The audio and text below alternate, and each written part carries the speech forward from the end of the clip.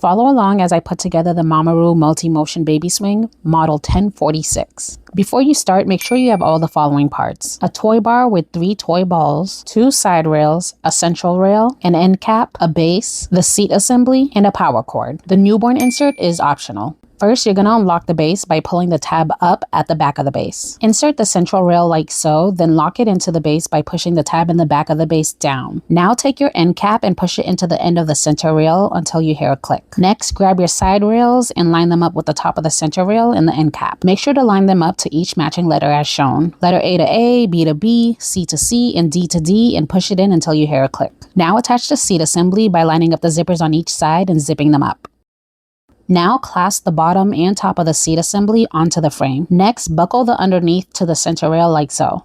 You're going to place your balls into the toy bar as shown, then push it into the top frame. This next step is optional. If you have a newborn, insert the newborn insert as shown.